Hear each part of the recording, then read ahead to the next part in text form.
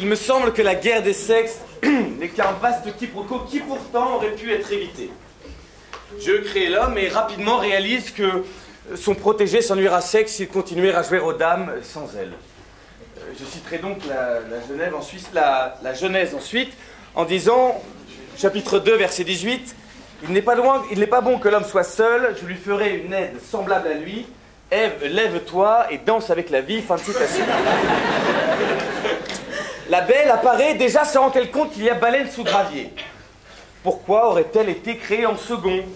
Elle va demander des explications au grand barbu qui lui répond « Écoute ma grande, je t'ai fait en second parce que Adam était ton modèle. » Et c'est là que l'histoire, du moins votre histoire, mesdames, prend un tournant tragique, comme beaucoup de ceux que vous prenez d'ailleurs. Il fallait comprendre modèle au sens d'une personnalité qui représente idéalement une catégorie, un ordre, une qualité selon le Larousse. Encore un faux ami que vous pensiez être de votre côté, Larousse. Dès lors, la préhistoire puis l'histoire auraient suivi leur cours en prenant des notes. Les hommes en bonne poire auraient trouvé des fraises pour leurs femmes qui auraient enfanté dans la douleur en tombant dans les pommes. Et puis rideau. Eh bien non, non, c'eût été trop simple. Il a fallu que la femme comprenne modèle au sens de ce qui est donné ou choisi pour être reproduit selon le même dictionnaire. Et nous étions partis pour 100 000 ans d'un combat vain et laborieux. Si bien la question n'est pas de savoir si l'homme est un modèle pour la femme, non. La question est de savoir si l'homme est un modèle atteignable par la femme. C'est là qu'est la nuance. La réponse est évidemment non. Tout le monde s'accorde à le dire. Oui, je vais vous expliquer pourquoi ce combat est vain et où nous en sommes de ce désir intrinsèque qu'a la femme de porter une paire de baloches et de regarder la télé, une bière à la main, l'autre sur le 10 service 3 pièces. Petit aparté, moi je comprends votre volonté d'être des hommes, je vous assure. Hein. Par exemple, moi, un de mes plus grands regrets, c'est d'être moi. J'aurais adoré m'avoir comme pote. Comme mec. Ça, c'est un autre sujet. La sphère sociale d'abord. Cela fait des millénaires que vous nous galopez sur le haricot avec la libération des mœurs, l'affranchissement des divergences sexuelles, etc. Si bien qu'aujourd'hui, vous y êtes presque. Presque.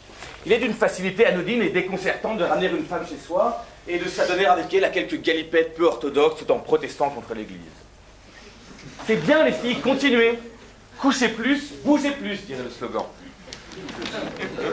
En revanche, avant que l'on affuble une épsie de tombeuse plutôt que de salope, de l'eau va couler sous les ponts et du liquide séminal entre vos cuisses. J'estime que dans 200 ans, on aura troqué le « mais quel catin !» La moitié du campus, chinois y compris, lui est passé dessus. Quelle femme remarquable. Elle participe même du rayonnement de la France, de l'intégration des étrangers, parce que...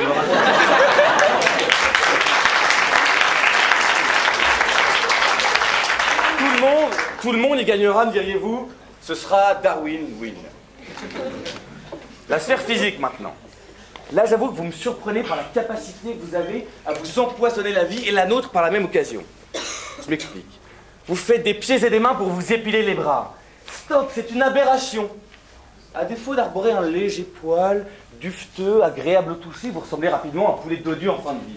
Non, je pense qu'il faut arrêter cela. Le port du poil, c'est l'avenir. Il faut se tenir au courant de l'actualité un petit peu. À votre décharge, il est aujourd'hui à la mode pour certains d'élargir le terrain de jeu de son gilet Mac 3, 9 lames au triangle pubien et de mettre ainsi un terme à sa pilosité testiculaire à grand renfort de « mec, t'es has-been, les meufs, elles kiffent ». À quoi bon préférer une paire d'œufs durs à une paire de kiwis? Je me le demande. Tout ça n'est qu'une mascarade. Mascarade veut dire attitude grotesque, hein, ce n'est pas un outil de maquillage. Vous n'êtes pas faite pour faire des vannes, faite pour diriger des entreprises ou pour gagner des prix Nobel, au même titre que nous ne sommes pas faits pour allaiter, avoir des accidents de voiture ou se faire chatouiller les abidales. Non.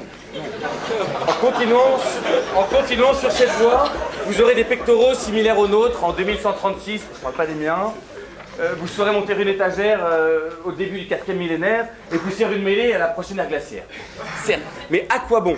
À quoi bon? Pourquoi voulez-vous inexorablement nous ressembler? Vous savez, ce n'est pas toujours évident d'être un homme. Quand on gagne beaucoup d'argent, on paye beaucoup d'impôts.